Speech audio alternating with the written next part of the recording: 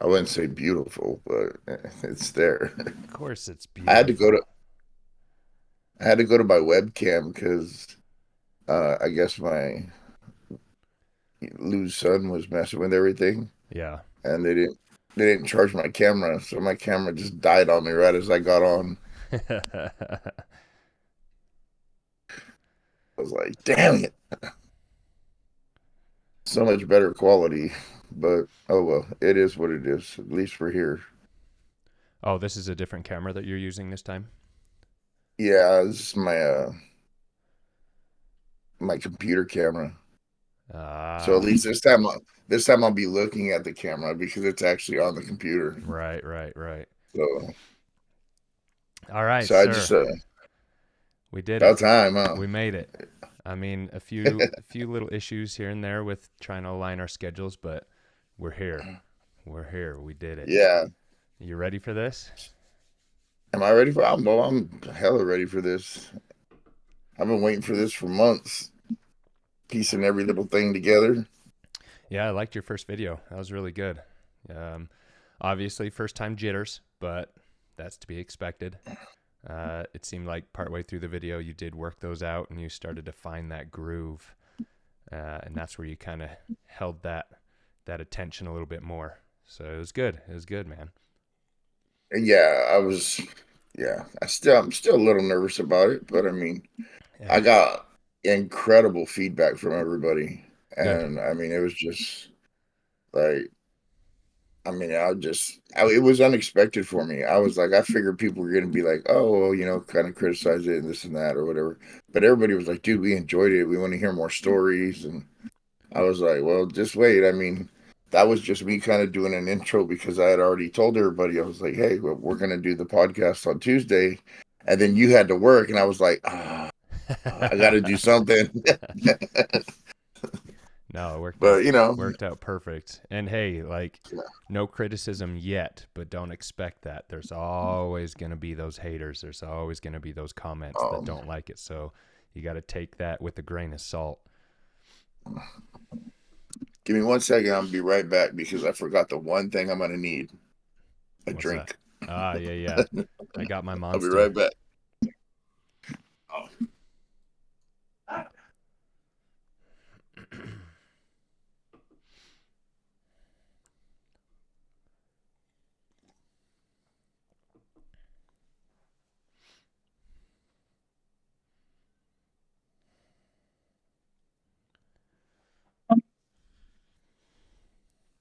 Well, I was gonna go with the ghost, but I guess someone forgot to put them in the refrigerator, so it's Oh, cherry Coke Zero.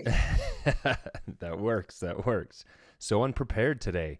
You don't have the drink, you don't have the camera, but it's going to work, brother. It's going to work. Dude, I didn't get off till like almost 1 o'clock last night. Really? So yeah, and then me and Lou, we always try to steal time, so we stayed up till probably about like 2. Yeah, I can understand Had that. had a couple shots and was like, all right, time for bed. All right, what are we talking about today? Let's kick it off. Well, we're gonna see how my interview skills are gonna go Oh, because yeah, yeah, you're going to interview me, yeah? that's right. All right, I'm ready. Introduce me All to right, this so platform.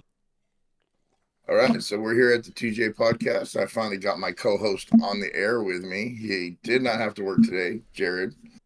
Um, basically, man, how have you been? Oh, that seems like a loaded question. I mean, life is life. You're busy and then you're busy. I feel like it doesn't stop. I'm either working on the car or spending that time with Jenny. So it's a tough balance when especially when work demands most of my attention and I want my attention to be spent in other places like with Jenny or working on the car cuz as you know, the car that I'm currently working on, which we'll get into, I've been working on that for a long time. So, Yeah, we're about to jump into that one real quick here, but I did watch the new YouTube video out on the We Ride page yeah. about the titanium exhaust. I did not get all the way through it. I got about halfway through it because obviously I drive trucks, so it's not the best thing to do. Watch YouTube videos while driving. I'm sure they won't mind.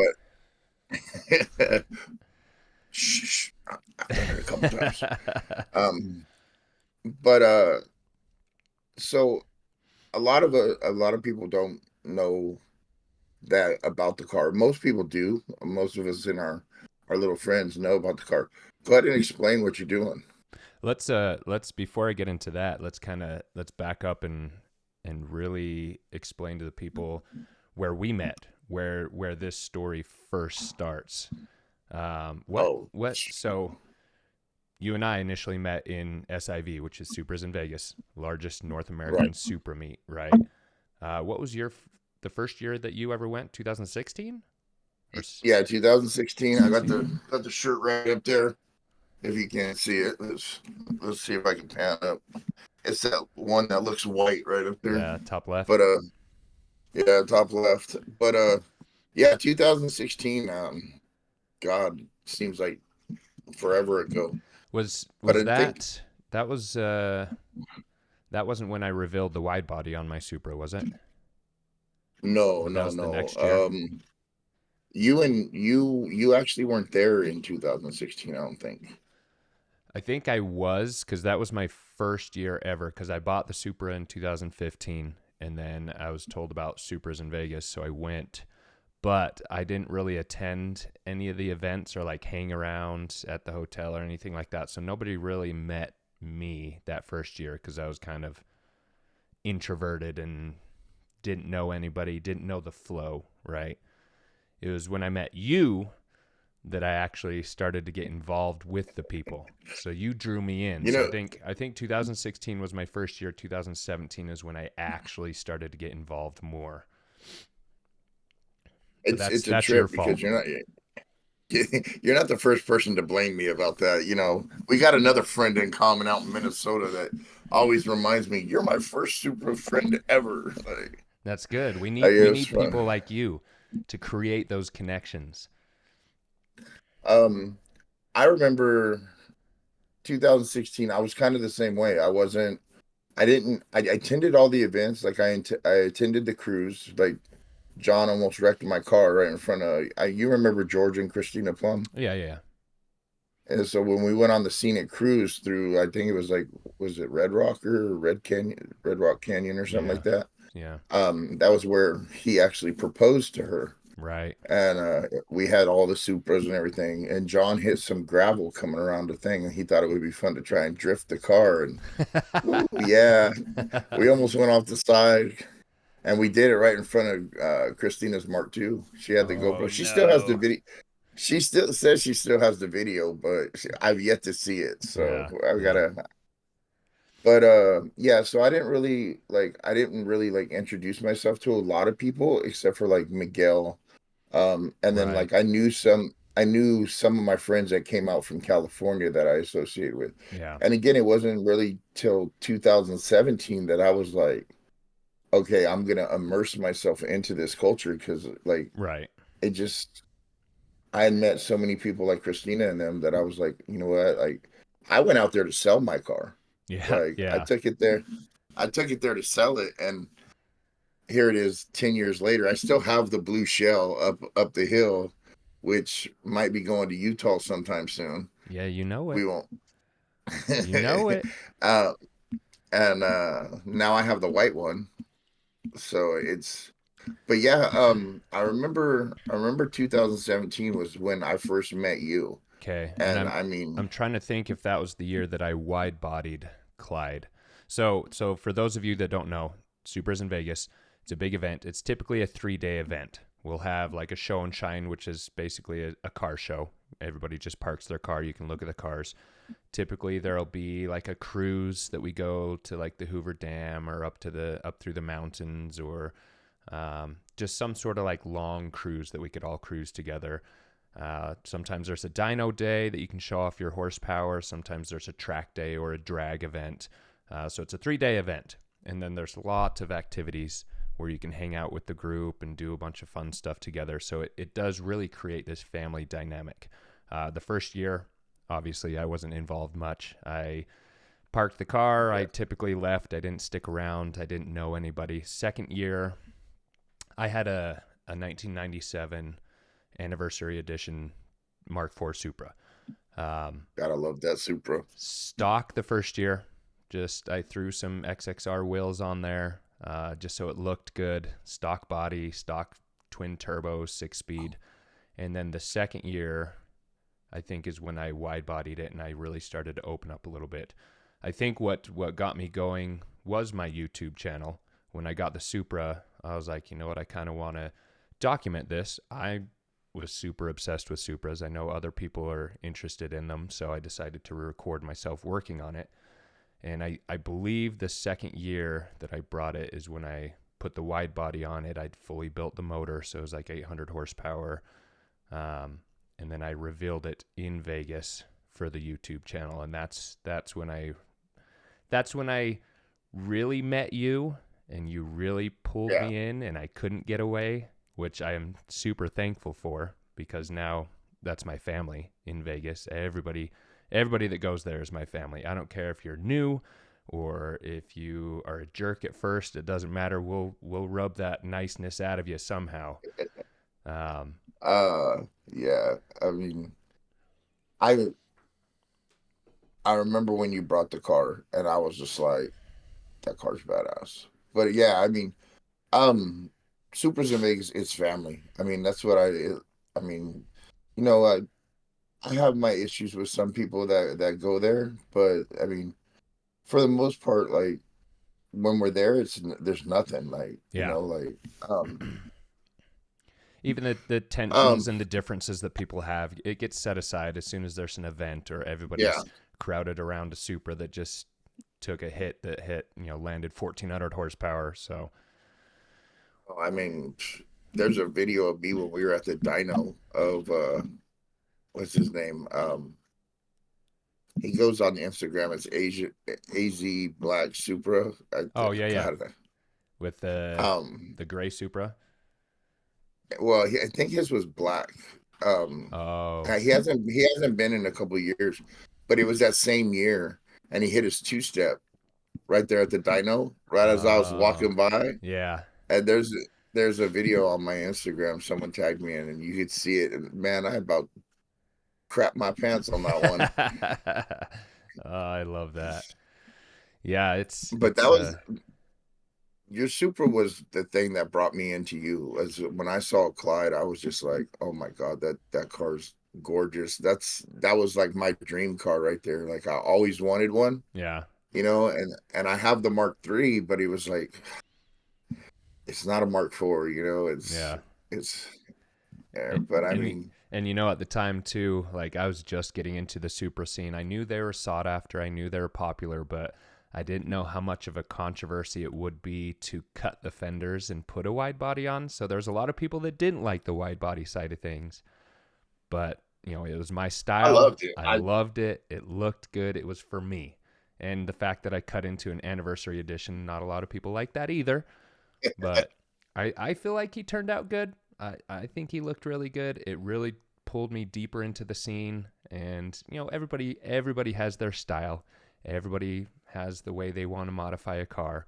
And that's what I love about the car scene. That's what I love about Supras in Vegas. If any of you guys want to come out to it, there's like 200 Supras that typically register. You can see all sorts of different builds and styles. Mine happened to be wide body. I'm gonna try and get Javi on here for right after he announces the dates. Oh He yeah, actually already, yeah. yeah, he actually already agreed to actually come on. That's good. So that way we can get him on here and we can talk more about Supras in Vegas and Perfect. So like yeah, how the family is. Javi Not only that, Javi is um, for those of you that don't know, Javi is the one that runs Supras in Vegas. He took over from Miguel how long ago? Like 4 years uh, ago? 5 years now? 2019, 19? Okay. So yeah, this will be his 2000, yeah, sixth year. I think it was 2019 was Miguel's. Miguel actually has watched the first podcast video that Yeah. I did, Yeah.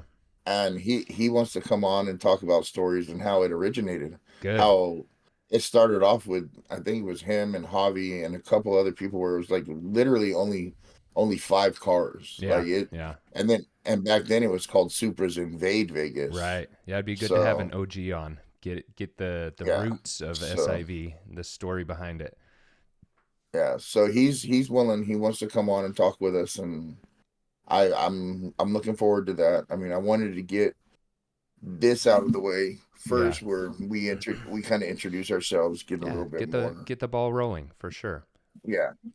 Um. But yeah, so I More. go ahead.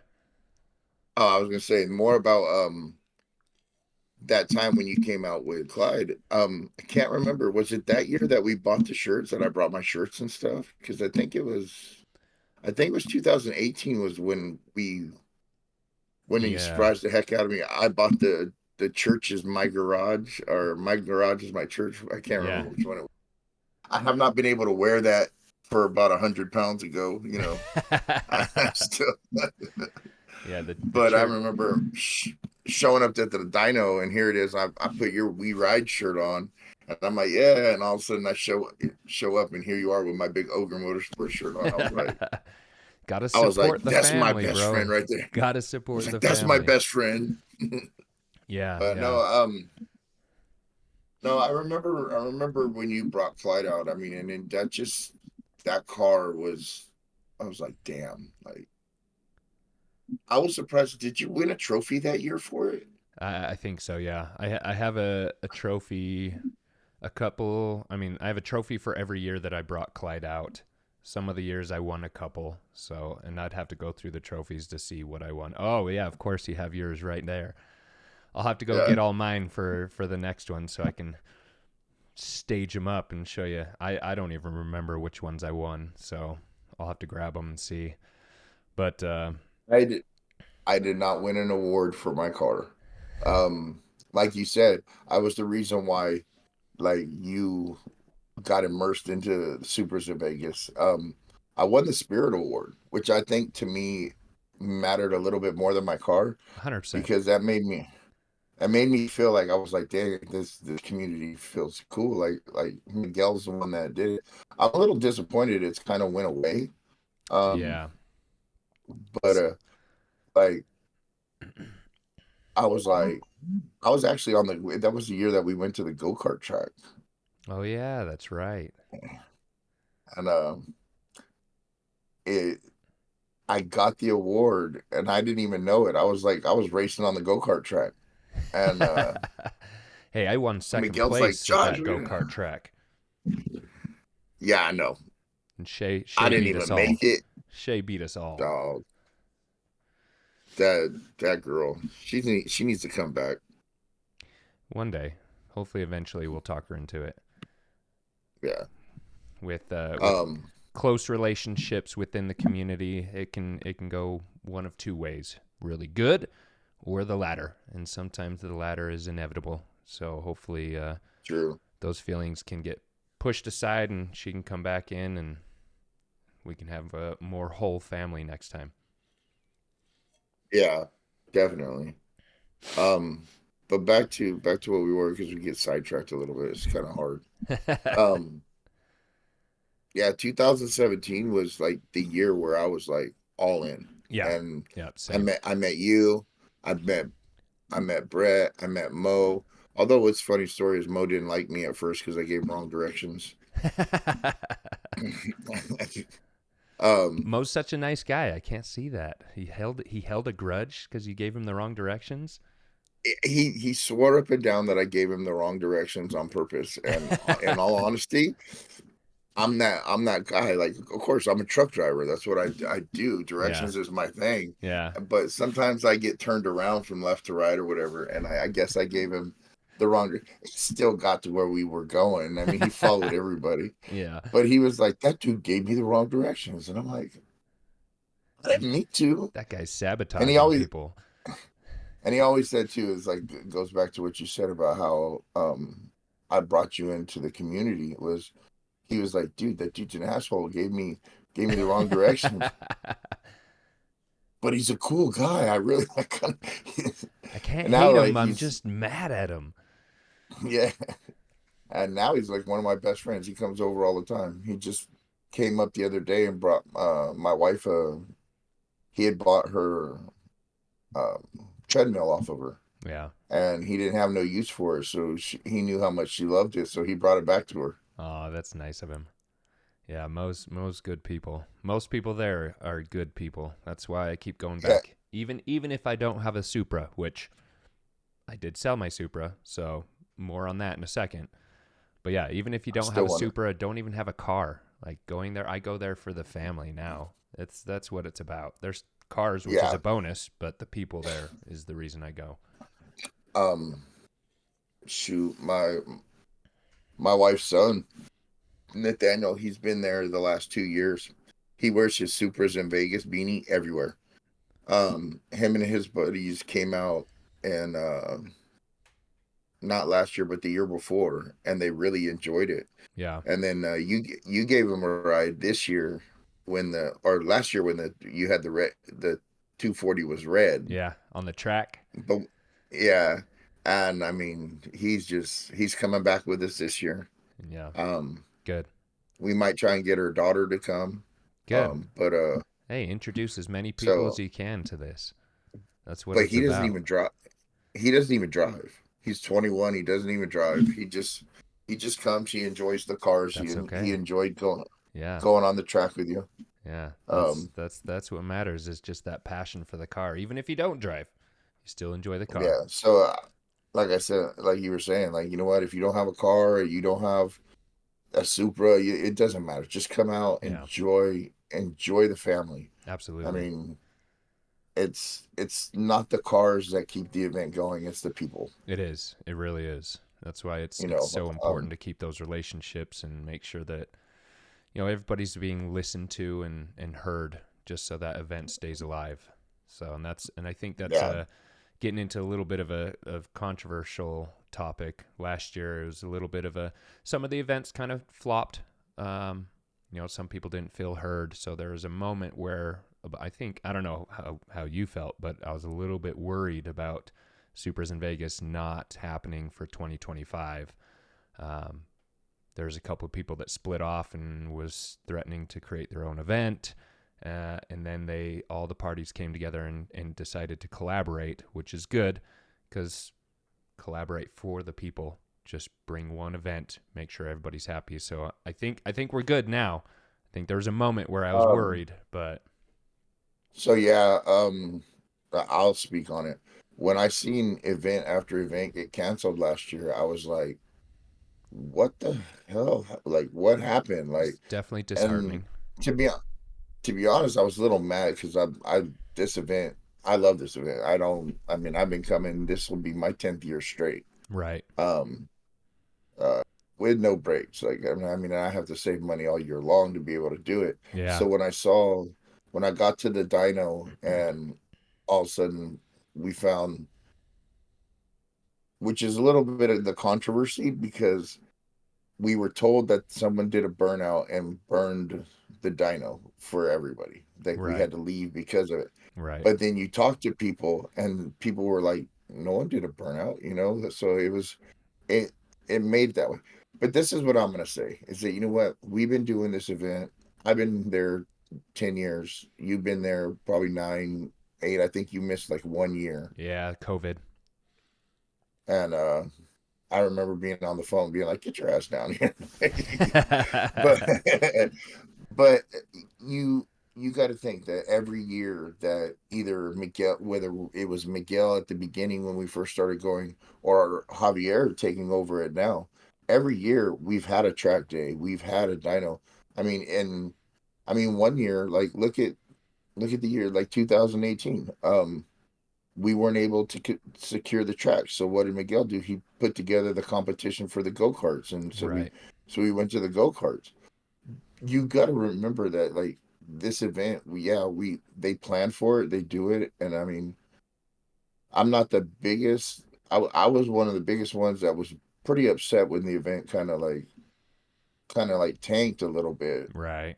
But you know what? After talking to Javi and like actually looking at it, like been doing this almost 15 years, Yeah. and you got to think like shit happens. Right. Like you know, yeah, nobody saw the burnout or whatever. It probably wasn't even one of our Supras that did the burnout, Oh, I'm because sure it wasn't.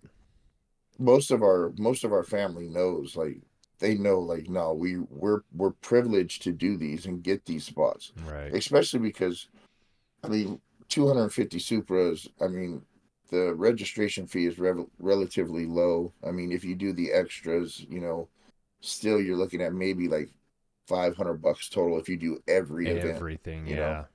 Yeah. And with 250 Supers, that's not paying for a track.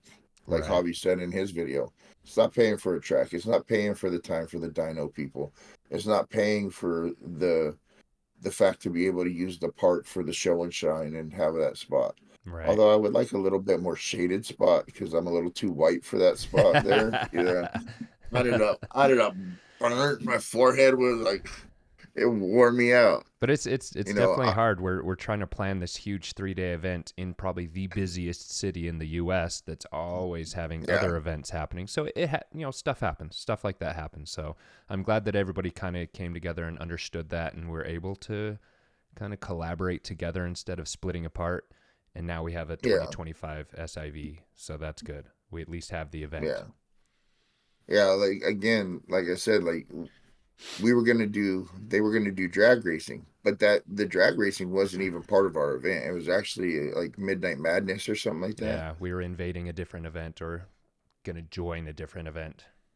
Yeah, but the fact is that they didn't even cancel their event till like the night before anyway, and they Uh, knew and I guess there had been like a dirt bike competition or something that had dirt all over the area, yeah, so there wasn't, so they had to, but it was still up until like the night before. So I mean, it was like people yeah, got upset about it, but they don't realize how much it takes for Javi to do it. right. And I mean, this year it seems like he's on it. Like, he Good. started earlier. Yeah, and I know Um, he has some locals that are helping him out a little bit more this year, just so the event can get set up correctly. Because he's in California, it's hard for him to arrange things in Vegas. So having some having some people there with feet on the ground definitely makes a difference.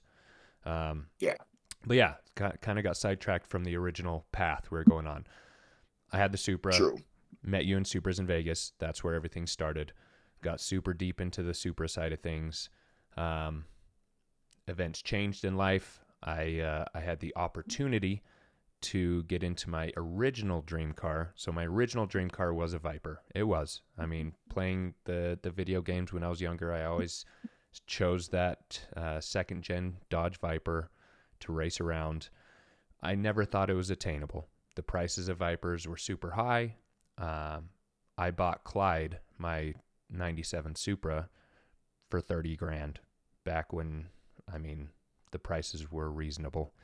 And then I had the opportunity to keep Clyde where it's now worth 6 digits and be super worried about wrecking him or damaging him, or do I trade him straight across for a Gen 5 Viper? So sadly, it was actually the hardest day of my life. I recorded that video or that day when Clyde got picked up and trailered away, and I did get choked up in the video. Uh, I did not expect that, but it was the hardest day. One of the hardest days of my life was letting go of that Supra. But I did get my Dodge Viper, which is okay. I mean, I love the Viper. I miss the Supra every day. I do. I really do. But I still brought the Viper to SIV, and that just tells you it is not just an event for Supras only. It does not exclude people that don't have Supras. I still brought the Viper. It kind of looks like a Supra from a distance, so I faked some people out.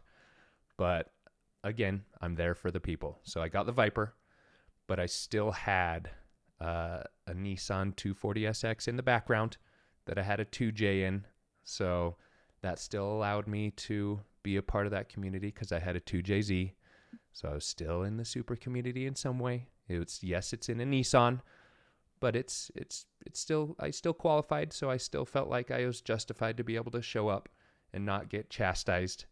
Um, the the Nissan We'll, we'll, 240SX. Go ahead. Yeah, yeah. we'll accept it. We'll accept it. Mm. Thank you. I appreciate that. The Nissan, it was really just a car for content. I wanted to build it on the YouTube page. I bought a little 240SX. It's a 1990 hatchback with the pop up headlights. I love that. I just wanted to build it for YouTube. It was $2,000. I picked that up and then bought a 2JZ motor and an R154 transmission for $4,000 for the two of them. Again, back when prices were not ridiculous. So I relatively cheap into that car. Built it, got it running, ran great. Didn't look good. I mean, it was definitely rough around the edges. And when did I bring it to the track? Was that 2 years ago? So Yeah, it was two two years years ago. ago, 2023, I brought the Nissan just as a little, hey, here's this. It has a 2J in it. I was actually selling it, kind of like you when you brought your Supra to sell it. I brought the Nissan to be like, hey, this has a 2J in it. Does anybody want to buy it? And I decided to participate in the track event where we raced at that new track, or relatively new track in Pahrump, Nevada, which was beautiful. Um, Raced it, became obsessed with racing it. I even won, what was it, the third place off topic. And I didn't even Yeah. expect to win anything, but I won third place off topic, which those of you that don't know, the off topic award goes to any car that is not a Supra chassis, but it has a Supra drivetrain in it. So I had the 2J motor in it, but it was a Nissan chassis. So I won the off topic third place. And I was like, okay, the racing was amazing. I won an award when I didn't even try. The car was kind of rough. So at that moment, I'm like, okay, I'm not selling it. I'm going all in with this build. Even though I had a guy lined up to pick it up when I got home to Utah after that event, somebody was gonna buy it. I decided that I was gonna go all in. If I don't have my Supra, I'm gonna make this car the car for me for all the events. So as soon as I got home, I started to tear it apart, stripped it down to its shell, put it on a rotisserie, had the entire shell painted, and since then I have left nothing untouched. All brand new hardware, all brand new suspension. Any parts that I could replace, I got new parts. Any parts that I could powder coat, I powder coated it. It is flawless now. And I've added a whole bunch of excessive things to it since then. I was actually after 2023 for 2024, I wanted to debut the new 240SX, and it was a race for sure. There's a lot of people I was waiting on parts and getting stuff done. I wanted to drive the 240 in the race event and bring them back like brand new, and I didn't get to, which ultimately 2024 SIV kind of a flop.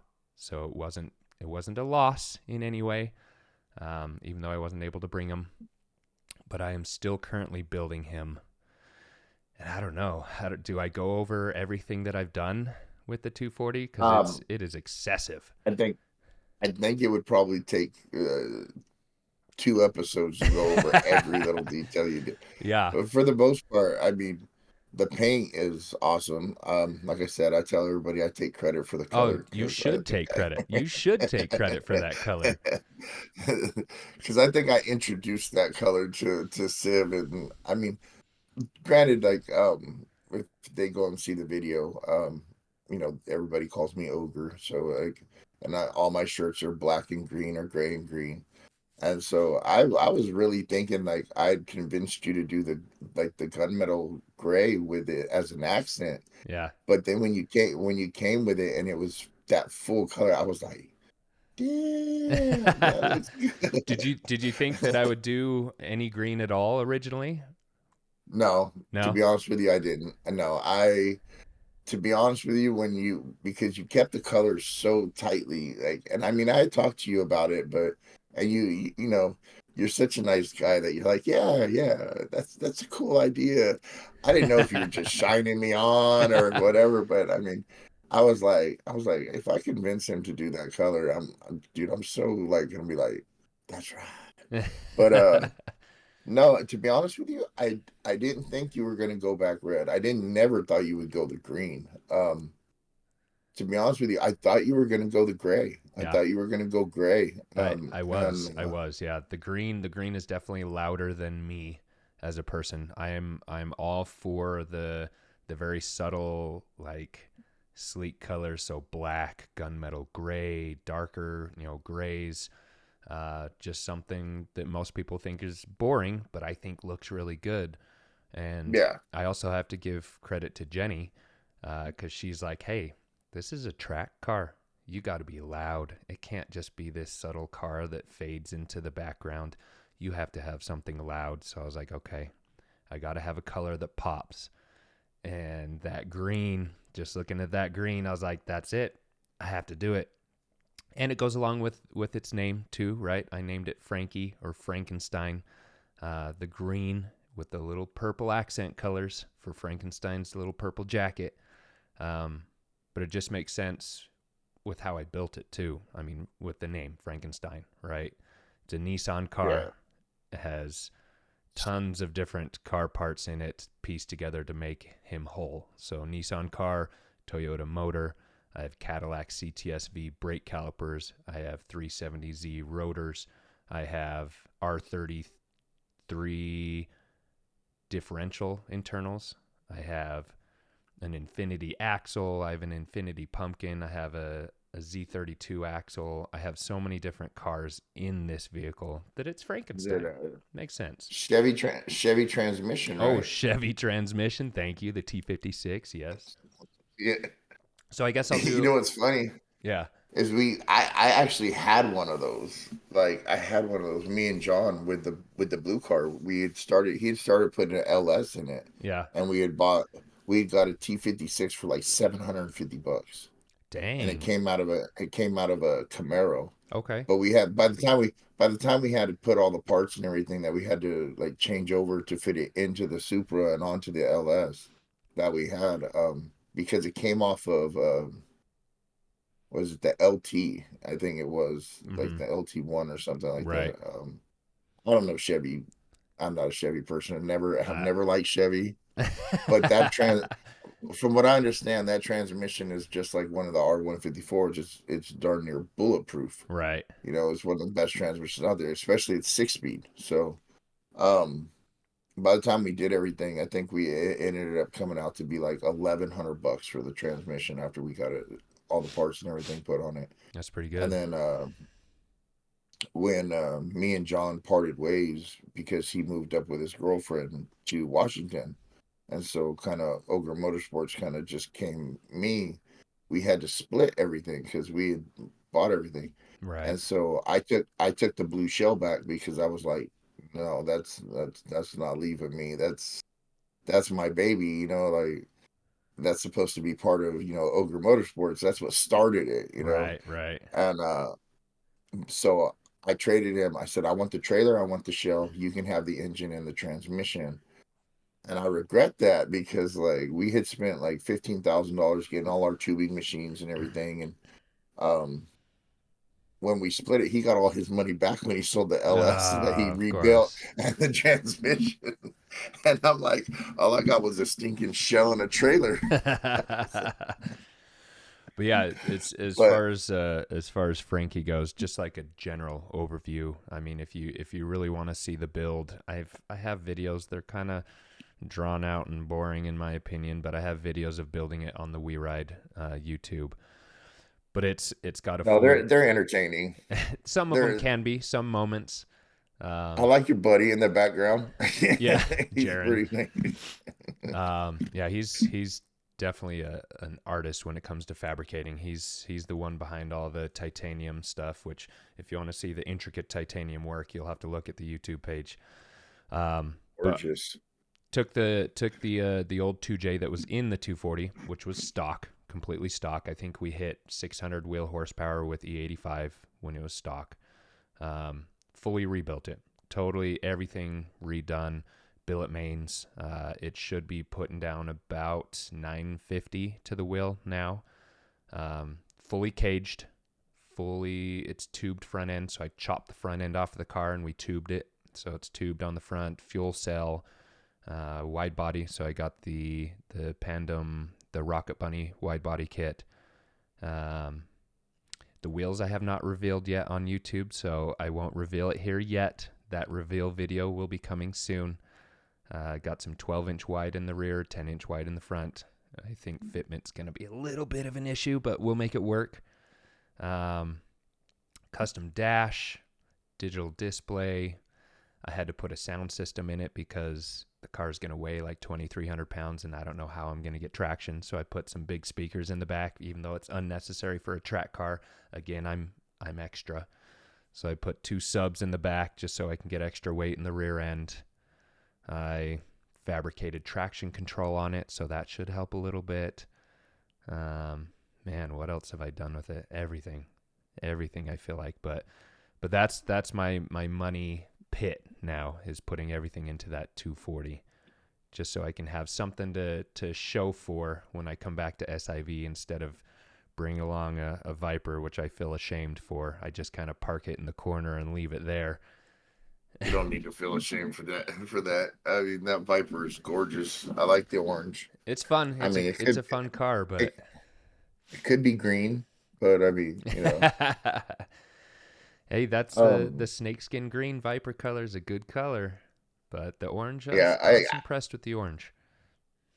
I found a Hot Wheel that I was looking for, and it was an orange Viper, and I've yet to be able to find another one, Yeah. which really sucks. Like, but I find a green one all the time, and I'm like, maybe I'll just send it to you and see if I can't convince you.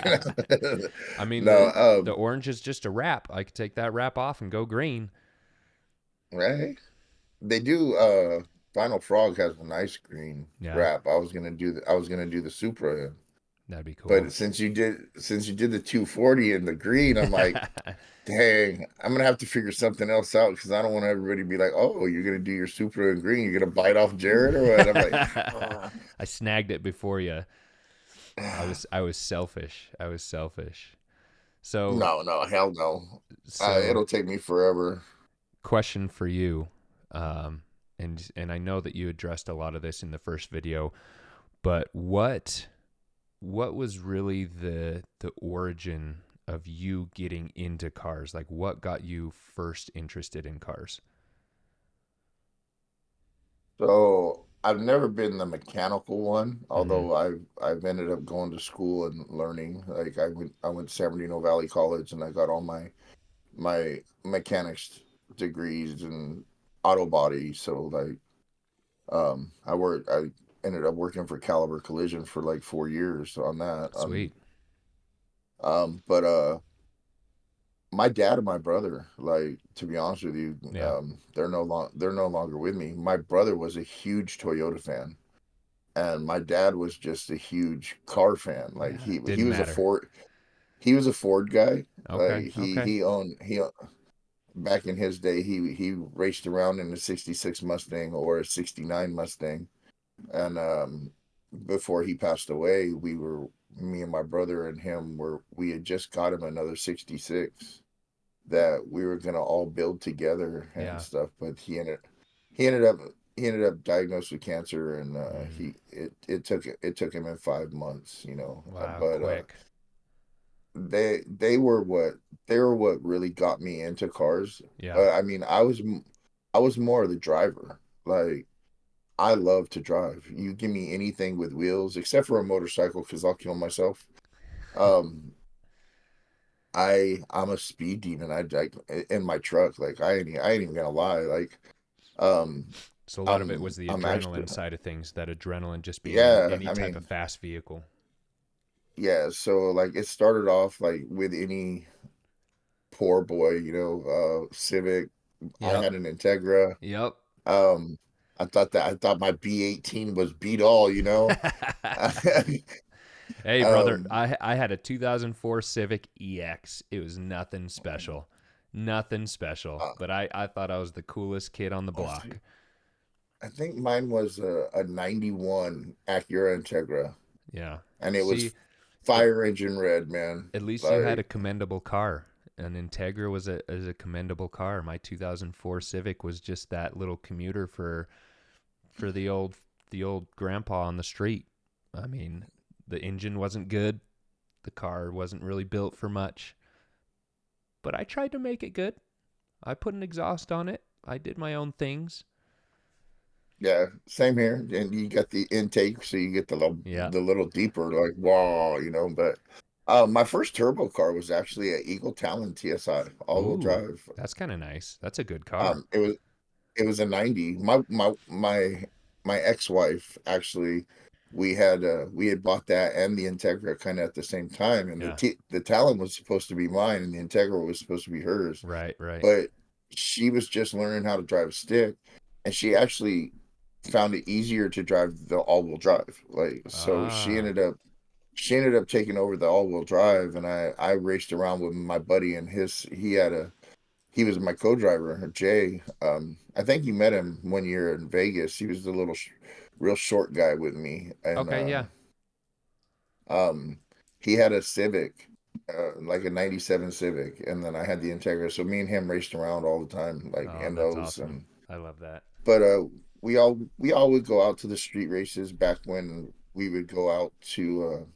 I mean, you're from Utah, so you probably don't know, but a lot of people that are out here in California, when we first started street racing, we would go out to Mission Boulevard and Etowanda Avenue out Okay. there, and it was a perfect little strip right there. And like there'd be like hundreds of cars that'd take over, Yeah. and it kind of looked like the scene, you know, the first from the first Fast and the Furious, where Right. we weren't doing four wide. We weren't four wide. It was only enough for two wide, but you would just kind of, if you wanted to race, you would just kind of go around the block and you would pull up next to somebody, and if they wanted to race you, they wanted to race you. Yeah. You If lined it not, up and you know, you just lined it up. I got beat so many times, like it was so bad. Like I thought my car was so fast and it yeah, wasn't, yeah. but I loved racing. Like, I mean, when I first built the Supra, um, it was to sell it. But then when I fell in love with the community, I built it because we were starting to do the track days. Yeah. And all I wanted to do was get on the track. Like that's all I wanted to do. And then Yeah. when I did, like that was it was so much fun that I came back in like Adam's go-kart track over here. It's a pretty big go-kart track for the shift carts. Yeah. I would go do the time attack every time over Oh here, yeah, like, absolutely. or I'd go up to Apple Valley and stuff, and I'd go race the car. And I mean, the go-kart track was smaller than what a Supra could really do. So I wasn't. I think on the straightaway, I would get into third gear, and then I would immediately have to jump back down to second. Right, right. But I mean, Hey, it that's worked. what got me. Yeah, you That's made what it got me. work. I that I loved racing. Like Yeah. it's something that I just it was so freeing, and there's the adrenaline rush with it. Right. But back to the Toyota was an accident. You know, like I said in the first video, it was an accident that I got into it because, you know, I started off, it was supposed to be me and a buddy like fixing up Volkswagens because they're Yeah. cheap and easy flips. And matter of fact, I got a, what was it, a 63 that I redid with my nephew so where he could get his Civic. Yeah. And that was like one of the first cars I ever did. And then to start the business, um, a buddy of mine, he had the Supra. He literally Right. he took me when it was the red Target top, and he took me around and showed me how to, you know, showed me how to drift and stuff. And that's kind of when I got into the drifting. Um, and then he the frame was cracked on it. He had got it Oh really no. cheap, and the frame was cracked on it, so it never could get aligned or whatever. So he ended up getting the blue hardtop. And when he went to some dude in their backyard that like was supposed to do the whole swap and everything for him with the 7M and stuff like that, Right. and they messed it up. They messed it up so bad that it was stuck in limp mode Oh forever. no.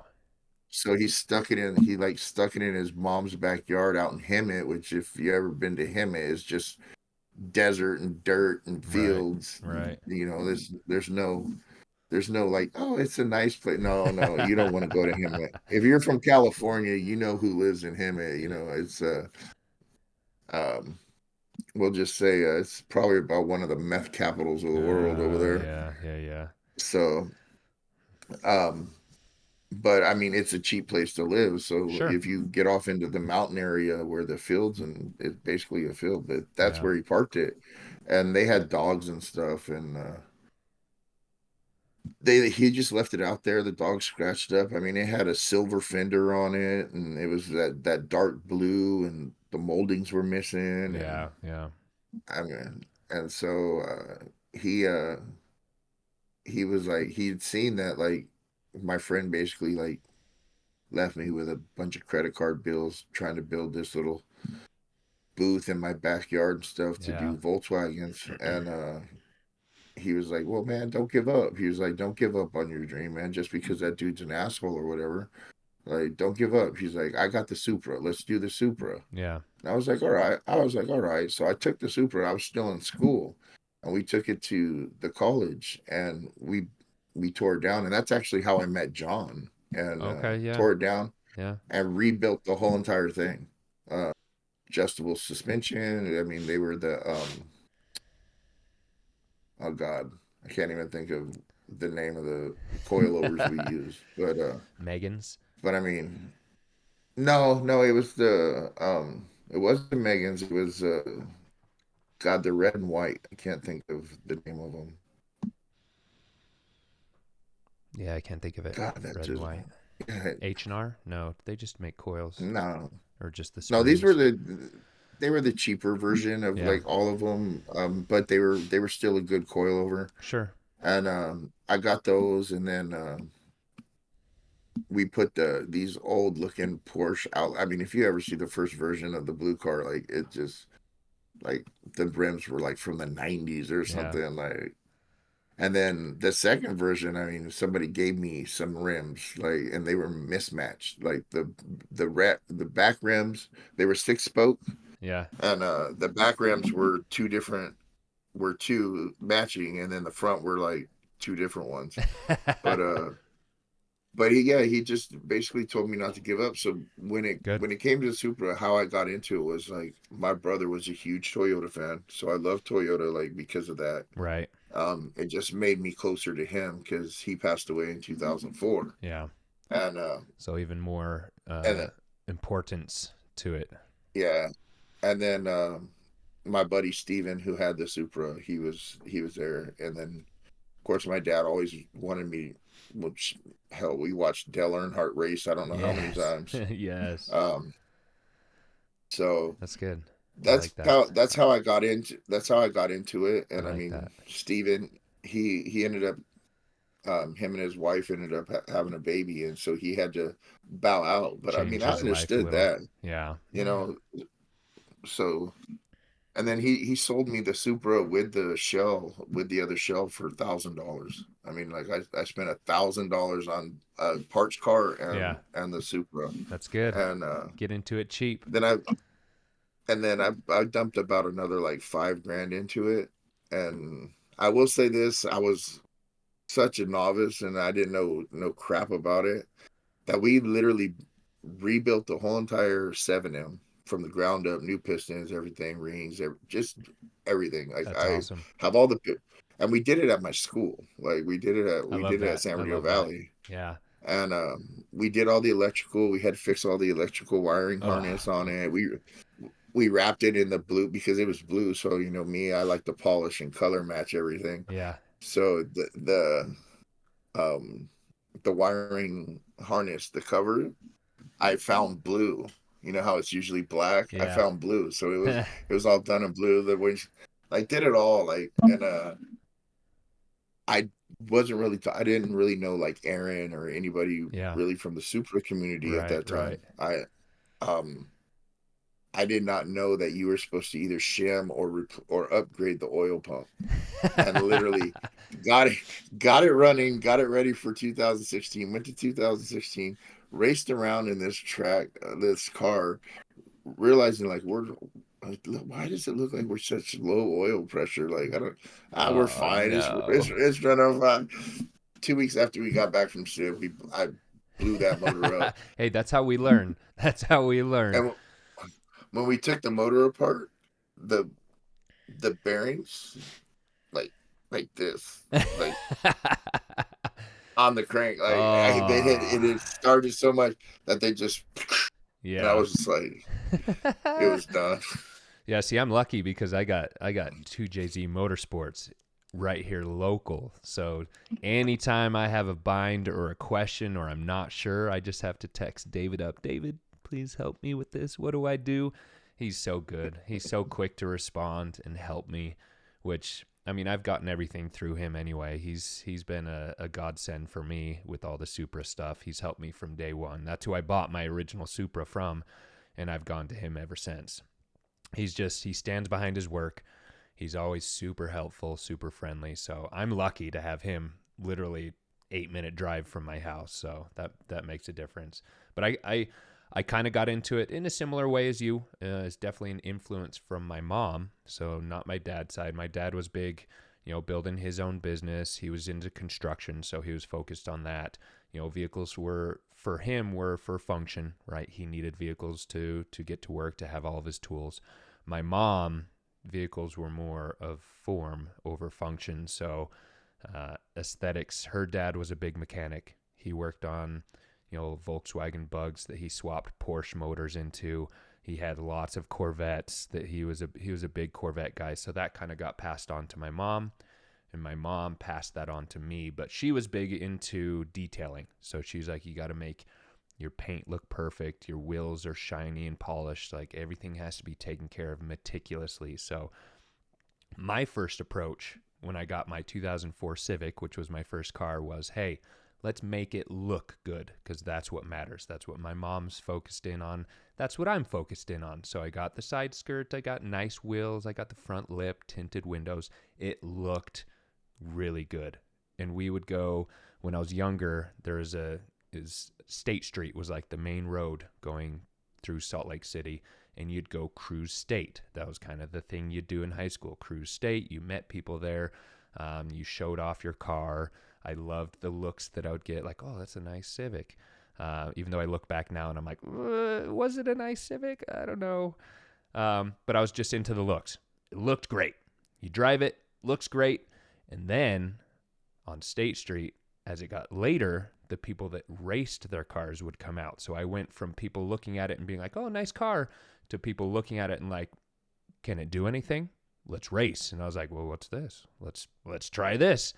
And I got my ass handed to me every single time because I probably had 140 horsepower. I don't know. And I was going against these guys that turboed their cars and worked on their cars all the time. So that was the turning point for me, was when I would go to Cruise State, and at night when it got later, I had all these people wanting to race me because it looked good. So they thought, okay, if your car looks good, it better have something to back it up with. And I was just getting beat left and right. So I was like, okay, let's figure out what this performance side of things is. And that's when I did my first car mod. Well, okay. The first mod I did on it was I had a muffler shop chop the muffler and the catalytic converter out. So it was just a straight exhaust. So that was the first mod. I didn't do it. The first mod I did was like, okay, it sounds as good as a Civic can sound. I want it to be a little bit throatier. So I bought some headers or an exhaust manifold. That was my first mod that I did myself. And then DC Sports. Yep, exactly. Yes. So I did that. And then I started, my friend had an old, I think it was a Nissan 180. Could have been. I don't know. It could have been just an older, or like the Coupe 240. I'm trying to remember what he had, but he turboed it. And I was like, what's that sound? And why does it go so fast? So then I was looking into turboing it, and it was just like the amount of power I could pull out of that motor with turboing it and how much money I'd have to put in. I was like, this isn't worth it. So ultimately I ended up selling it and getting into an STI, so a Subaru all-wheel drive turboed car, which that's what really pumped things up, because I was like, wow, this car is pretty fast. 300 horsepower from the factory.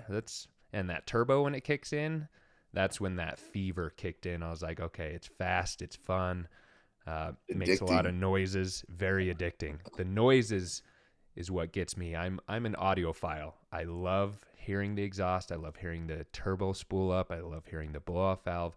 Every single car since then I've has been a loud car. I have to hear it. I don't care about sound systems because that blocks out the exhaust sound.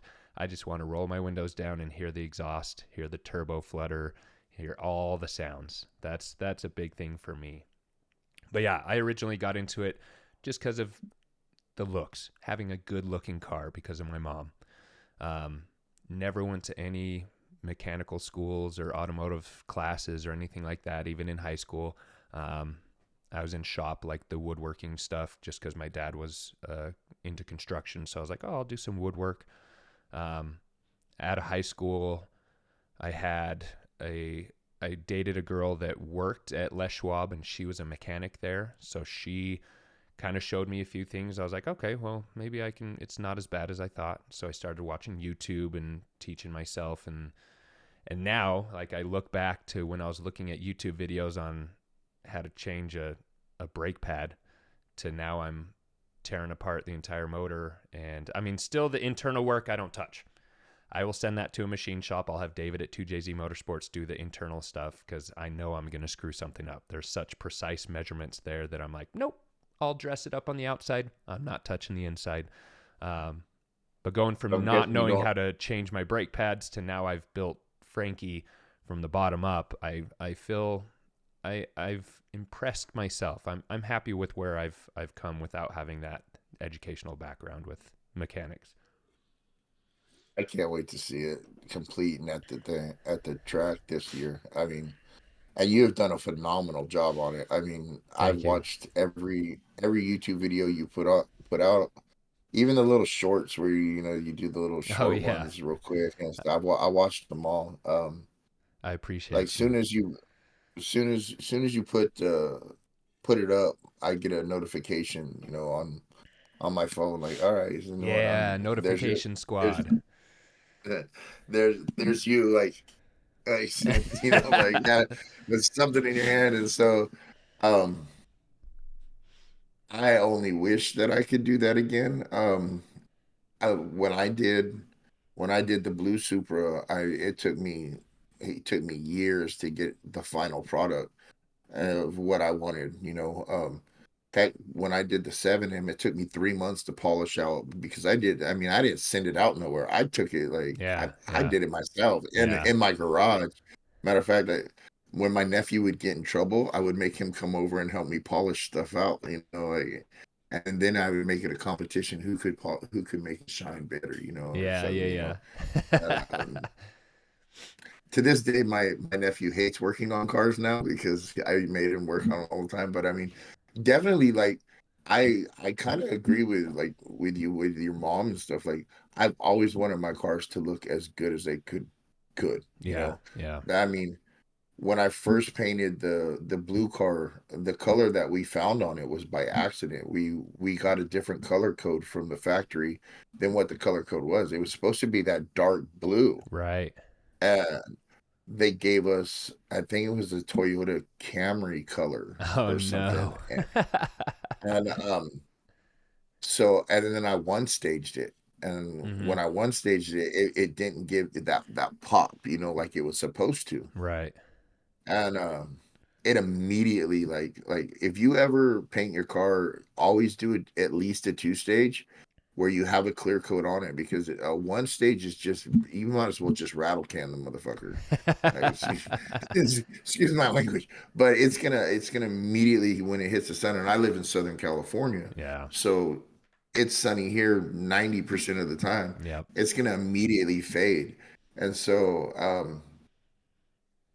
it faded. So it would just drive me crazy. So we ended up two staging it, and like, and if you don't know what a two stage is, it's a base coat, clear coat, Yeah. and it had a pearl in it, which, if pearls, just little flakes inside of it to give it a little bit of shine, I guess, a little twinkle. Yeah. Um, and when we did it in my driveway. We took my like a bunch of painter's plastic, Yeah. and we, like, made our own little booth out of the awning at my mom's house, and we did it in the driveway. That's awesome. And there's still a big old paint spill because we had like house fans and stuff for ventilation for ventilation, and then we took um, two Harbor Freight air compressors. Yeah. Because I mean, if you're gonna paint, like you gotta have a good size air compressor. Right. But we didn't have that. We're poor. You know, we're working on a budget, and That so we that's hooked that's where up. that Harbor Freight comes in clutch. Yeah, so we had my Harbor Freight air compressor. It wasn't the big one. It's just the little black like 150 Yeah. Yeah. gallon one or whatever. And then my John, he had one, and I think his was actually Craftsman. But by the way, his Craftsman went out, and my Harbor Freight's still running. Take that, Um, Craftsman. so and we hooked them up, and we painted it right in the driveway. And I mean, That's my crazy. buddy See, Octavio came over, I wish I knew more and about painting and could do the painting side of things. Maybe one day, but oh, I love it. Like I leaned, like I said, I worked for Caliber, and I was what you call a paint correction specialist, yeah. which is a big fancy name for I was the buffer. Yeah. So I I was the guy that after the painter painted it, I was the guy that went in and got all the runs out of it and Yeah. buffed it out and made it look good. And I got really good at it. I'm still really good at it. Um, yeah, if the clear coat runs, I can fix it. If the Yeah. base coat runs, you have to like sand it down and redo it. But if a clear coat runs, they have these little tiny blocks that you can use, and then you just sand it and then Right. buff it. And I mean, um, but yeah, we did everything in my driveway. I mean, I wish that I had the budget to do like what you do with what you're doing with I Frankie to I do wish I my had the Subaru. budget to do that. It took me 4 credit cards. Don't tell anybody that, but I've maxed out 4 credit cards to get Frankie built the way he is. I tried to get credit cards, and the credit card company was like, "No." They're like, don't give him a credit card. But like with you, that was the one thing with me too. It's like even when I had my Integra, it was red, but I made sure that it was like It pretty much looked washed good. every single day. It looked Yeah, good. yeah, DC Sports header for like the yeah. sound, intake, air intake, cold air intake for the sound out of the motor, Yep. straight piped exhaust. I made sure it had TSW rims on it. Yeah. It was lowered on coilovers, like, but it looked good. That's And that's yeah, that's where it about starts, brother. 130 horsepower, but Yeah. so I was getting just like you, I was getting whomped on. But I'm the same way. Like the look of a car, you can have a fast car, and it'll look beat up as all hell, and it'd Right. be fast as hell. Yeah. But when you have that fast car and you can sit there, take it to car show, and it still looks good, you open the hood, and That's people are like, yeah, you have the best of all "Man," worlds, right? You got the show and yeah. the go. I was big on that. Like, I think it was 2000 at Supers in Vegas. I hadn't done the two stage yet on the car, but I was still one stage, and I went up against a guy. There wasn't very many cars. The thing was the one year that we only had like I think like 90 cars show up. Like it was a really low year. I think it was right before COVID. Yeah. I think it was like 2019. And it was like one of the last years that Miguel did it, and we were at the Las Vegas Motor Speedway. Yeah. And I was racing the car doing the autocross and stuff. And I remember the guy who won the first place for the Mark III, and I looked at his car and I looked at my car, and I was like, there's not much of a difference there. And I was like, the only thing I could look at is like this dude store bought all his polished parts. Like Yeah. Yeah. they were all bought and paid for. And that really got to me. And I was like, you know what? Like these guys have the money to go and like Right. Right. it was the AZ guy, I'm like, they own their own shops and stuff, and they have Sure. they have the money to go buy these parts. And Yeah. I'm like, I'm sitting in my garage polishing for 3 months before I could put the motor together. Built not bought. Built not bought. Yeah, I was like, I got irritated. I was like, but I I get that. because I mean, I put a lot of work, but yeah, I'm just like you. I think you know what, you can have a fast car, but if you have a fast, I was always about like, I want it to look good. Yeah. Yeah. So when I roll up, I want them to be like. Plus, I always thought it would get more girls if you had a better looking car than this raggedy thing that looked like it was about to break down. You know, so uh, I love that. I'm so Yeah. glad. I'm so glad I don't have to impress girls no more. I was gonna say you got Lou now. You got your Yeah. girl. Yeah. The Oh, and she attention is to. such. She is so a Tacoma girl. I'm trying to like. She wants an A90 though. Oh, see, I'm on board for that. Originally, I was not when they first released the A90. No thanks. But now Me neither. I got in one. Who is it? Malin from Vegas that owns Speed Industries. He had me sit in his car in his A90, and I was like, okay, it's a pretty cool car. I haven't driven one They yet, got like. but Yeah, yeah, oh, I did drive your guys' the rental, right? That's yeah. right. The That's right. rental. That was nice. That was nice. I'm okay I with did. the new Supra then. So I was like you. I was like, it's a BMW. You know, like it's a BMW. And then Lou, my wife, who I love with all my heart and I do anything for, she wanted one. She wanted a Supra for Vegas. Yeah. She wanted to be part of the group, you know. I mean I have my Mark III, you know, so and it was like I was new to it, but the Toro app, you know, the Yep. app where you go on there and people let you rent out their cars. So I think it was not well, we rented one last year, but not the year before. The year before that was 2022, I think it was. I rented her one, and I was riding passenger, letting her drive it, and I was like, it felt so slow. I was like, I'm like, babe, you know, it's 65. She goes, babe, I'm doing 90, and I'm like, I looked over at this plumber, and she was doing 90, but I felt like she was doing like 55, and I'm like, Built to be so I was like, smooth at that speed. I was like, I gotta drive it, and I forget where we went to, but we drove it over there, and I drove it, and I was like, and then the throttle response and the turbo and everything on it, I was just like, Yeah. hey, Yeah. Oh. Okay. oh, whoa, Okay. okay, okay, Yeah, I will say not too bad. the 1997 Supra, you could definitely feel it when you're going 90. I mean, not terrible, but yeah, the Mark V Supra, I'm sure that's smooth as butter. Even when I drove it in the parking lot when you guys rented it, smooth as butter when you hit it. So when I was coming back from the dyno, I had noticed Aaron had left like a little bit before me, and I was like, oh, let me.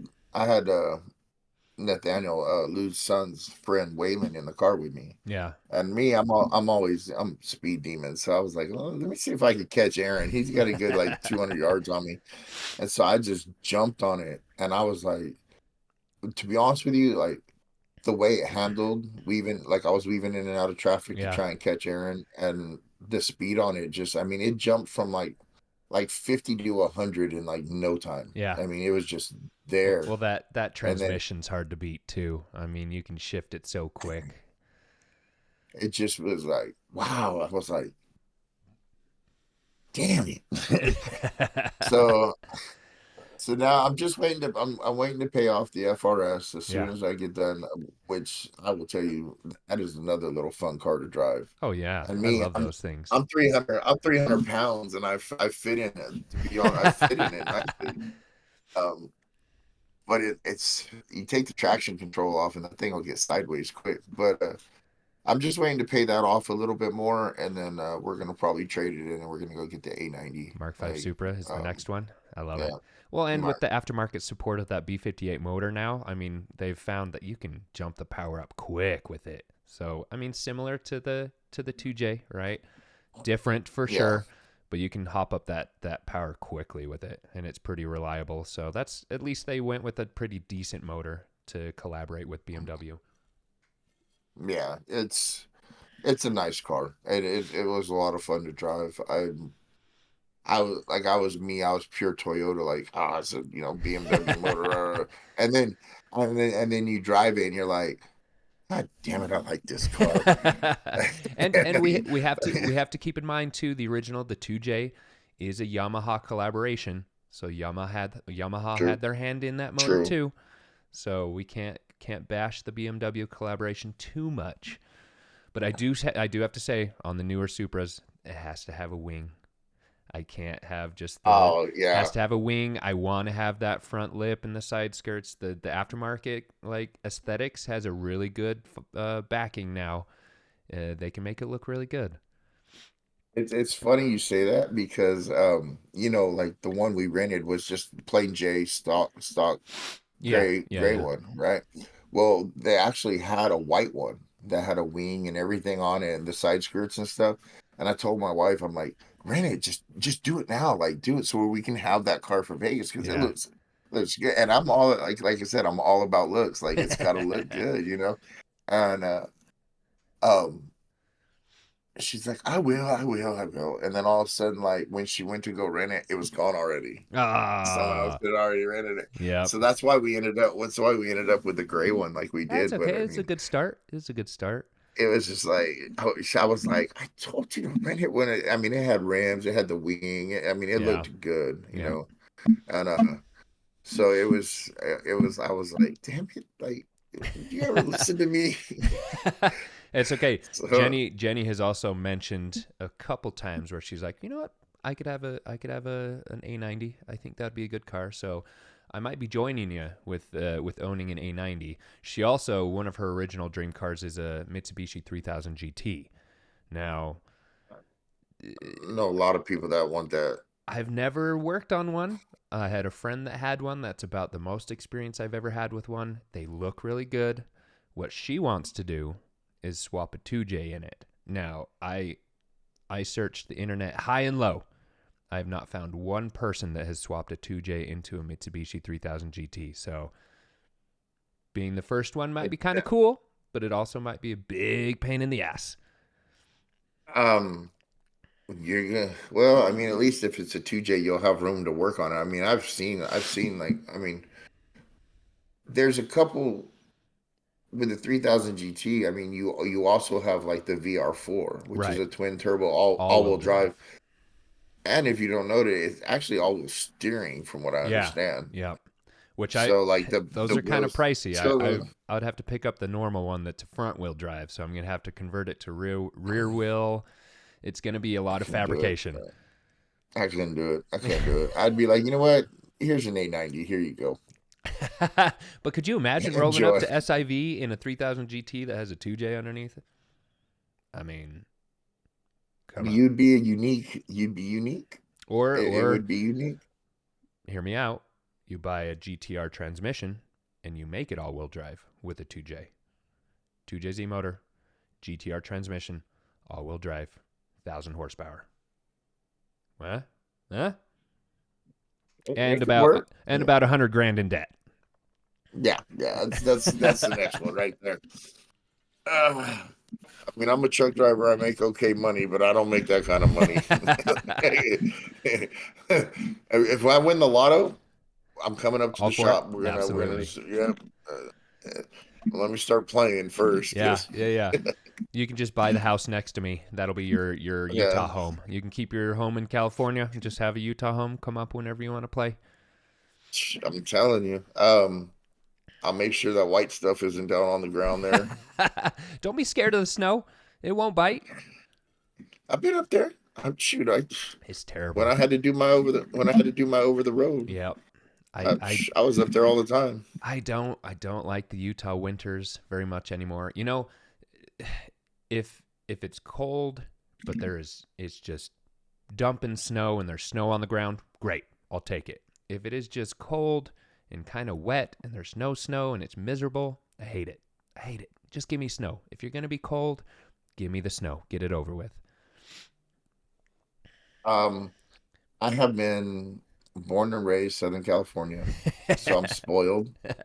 Uh, from Fontana, haven't moved very far. I'm in Rialto now. Yeah. If you've ever been to Southern California, the Fontana and Rialto are like neighbors.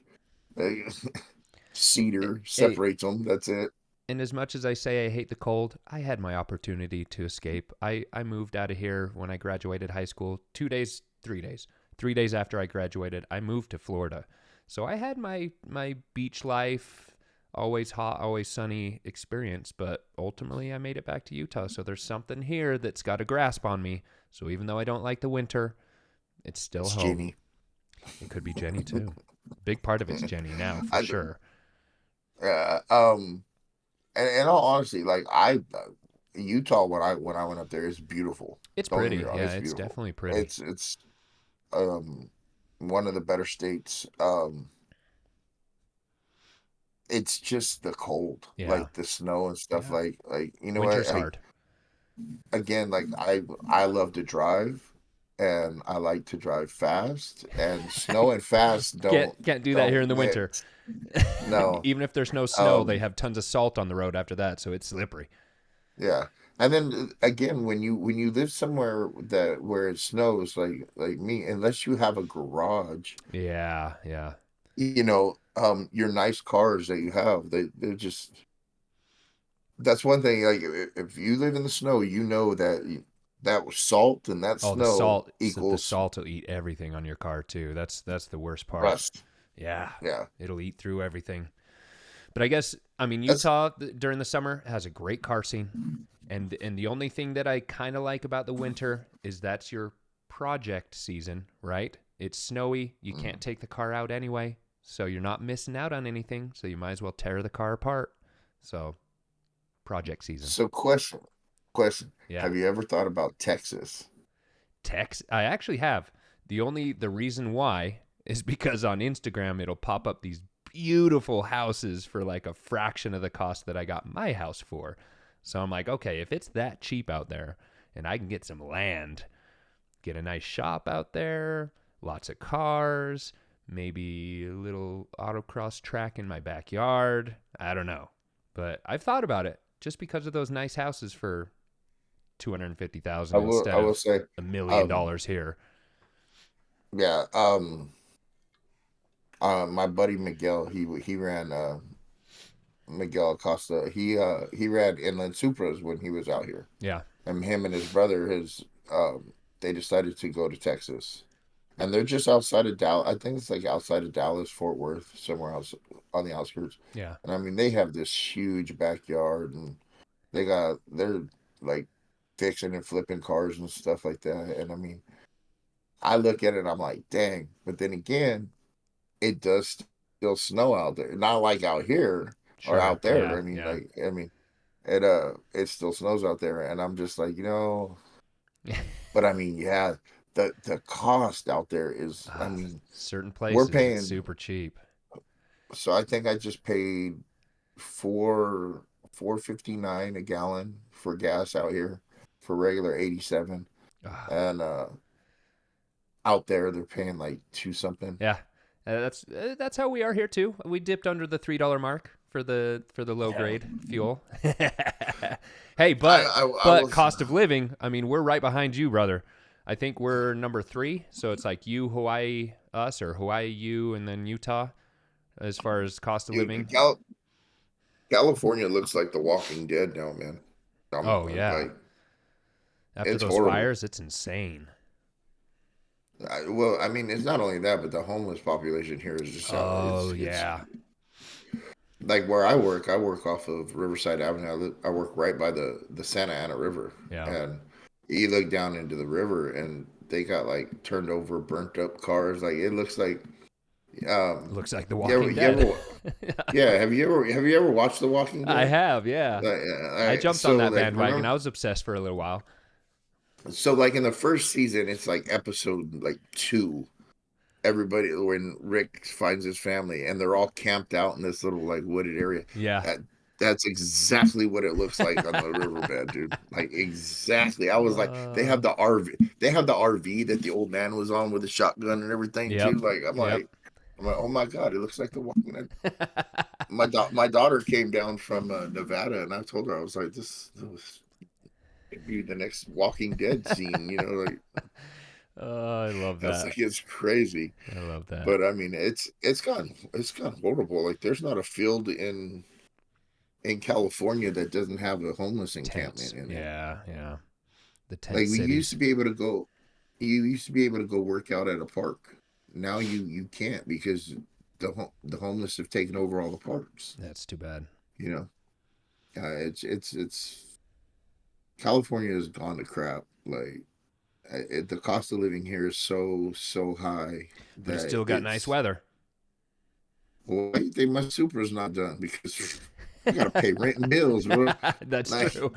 Time to move to Texas, brother, and then you can get your Supra done. I'm telling you, So, I like right now. As soon as we're done here, I'm going to go get the power steering pump rebuilt yes, yes, because I I'm love it. because I'm on number three, and then I have Cruz's axle in my trunk too because he just doing 110 to go to a car meet blew his axle out, and Ah, so I'm 110 and taking blew that. it. Oh, so question for you. What's the fastest you've ever gone? Either in a race or just on your own? Okay, um, it's kind of a tricky question because in the Supra, I could never tell you the fastest I went. It's been pretty fast Yeah. because I've never The had a working Speedo? speedometer. Yeah. For some reason with my Supra, I'll fix the speedometer, and then for some reason it eats the speedo cable. Yeah. Like, I don't know. I think a buddy of mine told me that there's like a place where you can clip it where it won't do it. Yeah. But I literally I'll have a speedometer for like a week or two, and then it'll Oh, just that gone. Right? sucks. So That's too bad. um so I've never I could not tell you now. I know it's definitely been over 100 Yeah. because I have tapped out fifth gear in an R154. So Okay. Yeah. um and that was back when I had the twins. To this day, my wife won't ride with me in the Supra because of it. Um, but I couldn't tell you the Okay. exact number. Okay. That's fair. That's fair. In my Talon though, in my Eagle Talon, when I had that, I did do 125. Okay. All right. Yeah, 125 was the top, and at that point, you're kind of when you're running that fast, even in an all-wheel drive, it feels like you're Oh, just kind of hovering yeah. on the lane, Yep. and Yep. so it gets a little It scary, gets hairy. especially in traffic and Yeah, so it's especially like, those older cars. They're not like the A90. It's not. It's meant not yeah, made for that speed, right? You feel it. You feel it. Hey, I got you yeah. beat. I got you beat on the speed, and there's only one reason why I've got you beat on that speed is because it's Just because you want a Viper, no. It wasn't even in the Viper. This was in my Supra, and it's because of ego. Okay, we had our Utah annual Supra meet, and we go to dinner, we park and talk, look at the cars, and then we go on a cruise. And typically that cruise involves street racing, of course. Everybody's got to show off. There was a guy in the group that had almost identical numbers to me as far as power. So we were both right around the 800 wheel horsepower, right? Um, we were on the freeway. It was 2 a.m., so the freeway's empty, and we both hit it, and we're just neck and neck, shifting right at the same time. Nobody's pulling out from either one of us. So, of course, both of us are like, well, he's going to give up eventually, right? Or he was thinking the same thing, but we both kept into it. And we came up over the hill. And on the other side, there was a cop that had just pulled somebody over. And we're both panic mode. So I slam on the brakes, not too hard. At that speed, you'd screw yourself over if you hit it too yeah, hard. So hit the brakes. And I looked down and I saw the needle just passing over 175 coming down. So I don't know what I got up to, but when I hit the brakes and looked down, it was going down over 175. So both of us were right around 180 miles per hour as we passed that cop. And the Supras behind us, called ahead and they're like, hey, that cop booked it back to his car. He's coming for you guys. So, but I mean, we're going fast enough that we're 3 exits away already. We got off the exit and went into a parking lot and just parked for a little bit. But yeah, about 175 is what I can claim, because that's what I saw. Yeah, that's kind of like how I got up to, like, I was doing 125 because I mean my Talon wasn't like souped up like your Supra. It was stock. Yeah, yeah, yeah. And it was me and a couple of buddies, like my buddy that had his Civic and stuff, and we were all racing around on the freeway and seeing who was better, who move in and out and stuff. And I had Yeah. a guy that had a WRX, not an STI or not, just plain Jane WRX. And so me and him just started going at it. Well, I kind of knew him. I knew he was going to kind of wuss out as soon as he got over 100. So all I had to do was keep it over 100. Yeah, yeah. And yeah, same thing. Like we're racing. My buddy in the Civic, he's trying to keep up. He's not keeping up with us. Like that Civic is not even attempting to keep up. Yeah. And but we have our back then we had the Nextel, the Nextel walkie-talkie Yep, phones, yep. and all of a sudden, sure enough, dude, like we fucking just blow by this cop, dude. And we didn't even see him till it was like too late. We were already like, boop, Yeah, gone. But again, when you're doing over 100, 125, it doesn't matter how fast he books it into his car or right. whatever. If you have exits that you could dart off on, he's not going to catch you. Yeah. Oh, And sure yeah. enough, sure enough, because the Civic was behind us, he's like, "Hey, that cop just jumped in his car. He's coming after you." And we were already at the next exit, and we Yeah, pulled you're off, gone. and we pulled off, and then there was a little side street. We went down the little side street, like, and we didn't like, oh, little side street and pull over and park. No, we went down the side street for like a good like mile. So where we were hidden Yeah, in that little residential area and parked, and I let the turbo cool down, and yeah. like so did he, and we chilled and we talked, and we were like, I was like, how fast you get? He was like, I was doing like 110, 115. And he was like, you had me. I was like, I was at 125. I was like, I wasn't letting you beat me. And so, That but adrenaline and that ego kicks in, and then it's dangerous. yeah, I love it though. it was a lot of fun. I mean, but that's the thing is that I've always raced on the street. It never was like, I never got to really track it until Supers in Vegas. Yeah. Like, I mean, and I will tell you this, the track that I had the most fun at was when we did Speed Vegas. Oh, yeah. And I mean, That was a blast. it was like, I couldn't even tell you how fast we were going down that straightaway. But I mean, I was shifting back from fourth gear, Yeah. so Yeah. I mean, it had to be 100 plus. Oh, I'm sure. I'm sure. That's why we need to get you on Neighbors. the Pahrump raceway. That straightaway was got a little hairy when you're going on that straightaway and it goes right into a corner. If you got good brakes and you know how to downshift, you'll be fine. I got good brakes now. I got 6 piston front, 4 piston rear, so I should be good now. Yeah, When I raced it initially with I mean, it was still a 4 piston front, so it was decent. But now I'm suited up, ready to go a little bit faster into those corners. I will say this. My blue Supra was meant to race. I had all the Yeah, adjustable suspension on it. yeah, Um, the battle version rear adjustable A arms, all that stuff. Like, just everything was ready for race. I had, the race seats on. I even had the harness bar with the 4-piece harnesses and stuff. So right. like it was, man, this one I enjoy the cruising and stuff more. Yeah, I mean, I still get on it. So there's the only thing adjustable on it is the coilovers. Um, Other than that, it's all stock. I have full interior, nothing which is wrong with that. nice. Yeah, yeah, Although we had to build because I'm so long wasted yeah. on the blue car, we actually had to build custom Seat brackets. bracket. Yeah. Yeah, so we could lower the seat. Mm-hmm. Um, so I mean, with the blue car, there's a lot of stuff there that like you could pretty much do that Supra like you did did Frankie. Frankie. Oh yeah, it's ready to go. We'll get to it. We'll get to it, bro. It'll be built one I day. missed I missed that car. I do Yeah. miss the. I will say this: since I went single turbo on the 1J, I miss the twins. Like Really? I'm not gonna lie. Yeah, I had so much better throttle response with the Oh twins. yeah, yeah, yeah, Like and like I could hear the turbos quicker. Like I mean, they kicked in like 2,500, 3 grand. yeah, yeah, With the single turbo, I have to be more up in the RPMs. yeah. There's a And lot more lag with it. yeah, More and power so it's like potential, but definitely you got to wait for it to kick in. yeah. So I kind of it like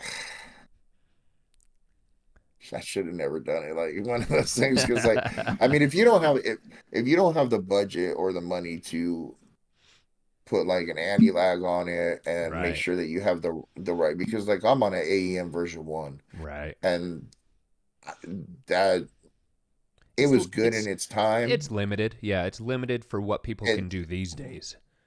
yeah, I definitely need the ECU black. Um Yeah. I've already, Aaron from Drift Motion, he's already like he's trying to get me to get it. Like that's what I need. But I don't have. I mean, the ECU that's $1,300 Right. with the patch harness, and then on top of it, it's a. I don't know anything about tuning. Like, Oh, neither do I. Yep. Nope. um, If you want to blow up your motor, have me tune it. I'll blow it up real fast. yeah, I believe it. But you have to download the tune for your motor and everything, and I'm like, Right. huh? I mean, hell, look how long look how long it took me to do a podcast. I mean, it took me 6 months to figure out everything. uh, I'm like, but we're here I'm now, like, brother. We did it. I know. And we've been, Definitely. go ahead.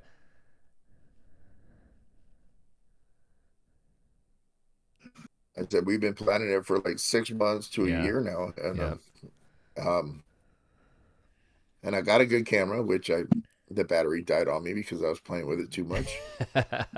And I mean, and I like I don't have like an expense like you got this like boom mic thing going and stuff. Like, this is my little mic right Hey, here. that works. That works. You know what's funny though is like the most expensive thing on my whole setup right here is my camera. Yeah. I I have the Sony what is it, the ZF V1 or something, or Yeah. VF And something next like time that. you'll have that camera, right? You're just running off the computer camera or laptop camera Yeah, I'm like laptop camera today. because like I forgot to charge it. Yeah. But I'm looking at getting an actual boom mic and a mixer, Oh yeah, the mixers are nice. Makes it a lot easier. just because I want to start learning more and playing more, you know. Yeah. But I I will say this: this has been kind of a cool outlet to get on and do, you Yeah, know. for sure.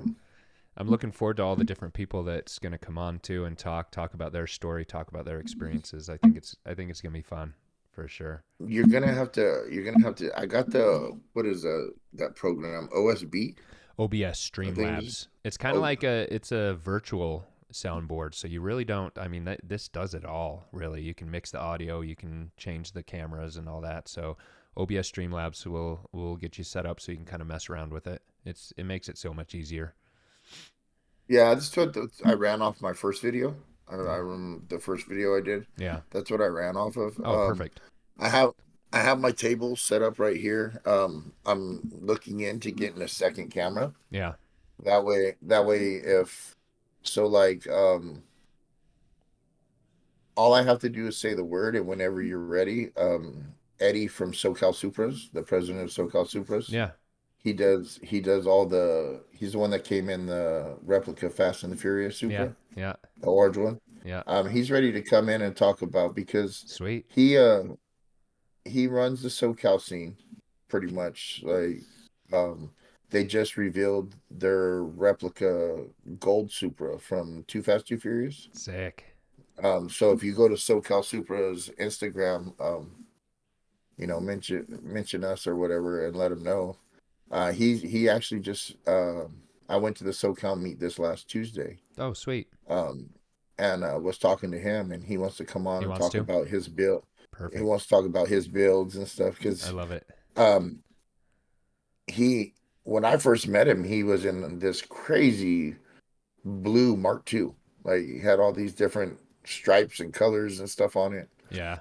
And he owns like four Mark IVs, two Mark IIs. He has a Mark III too. Like Got quite the so collection. he has, yeah, it's quite the collection. And but he's agreed to come on with us. Good. I'm And excited. so I'm excited to talk to him about he, it. because I know him and Mo said they would come on, but they do like the Fast 10 event, Hmm. the premiere for the trailer Yeah. of Fast 10. Eddie's car was there, That's cool. the orange one, Oh, that's way and so cool. was Mo. Yeah. So was Mo's because Mo replicated his as Paul Walker's Right. The original white one. his yeah, his own Yeah. one. And then if you go to like when not last year but the year before when we did what was that event that we invaded um where they Oh, had the drifting. yeah. I don't remember. I don't remember what it was Yeah, called. well, Eddie was there and he had his booth there and had his cars there. His Yeah. wife, I think it's his wife, has the pink S2K Oh, okay. also Yeah, yeah. from, Suki's or whatever Yeah, her name yeah. was. He has, they have that one too. And then they have a guy that does the lookalike stuff. His name's Rich, Yeah. does the Vin Vin Diesel Diesel. lookalike kind of Yeah. stuff. No, I'm excited. But There's a lot of good people coming on. yeah, I've been doing a lot of networking, trying to get I this love it. up That's and what you got to going. do. That's what you got to do. But we've hit we're Um, about an hour and 40 minutes now. Feel like that's a good cutoff. how old was he? Yeah, Okay. because Lord knows we could probably keep going Oh, for a lot absolutely. longer. I know we can. All right. Well, for you guys that are just tuning in, hopefully you look forward to the people that we're going to bring on. Lots of different history in the car scene, especially on the super side. There's a lot of extreme talent that we're going to bring in and hear their story. So keep watching. We try to post these. What we're going to do every other week or something like that, Josh. Yeah, about Yeah. every other week. So, and we'll have guests. We'll have just the two of us. It'll be different every week. So, hopefully you guys enjoyed this. Let us know what you think. Comment down below. Hit that subscribe button. We're looking to build this out. If you have any stories you want to tell, if you have experience you want to come on, let us know. We're happy to bring any guests on as well. So, thanks, Josh. I love you, brother. Love you too, brother. We'll see You you in guys the have a next great one. one. Yeah, give Jenny a big hug for me. I will for sure.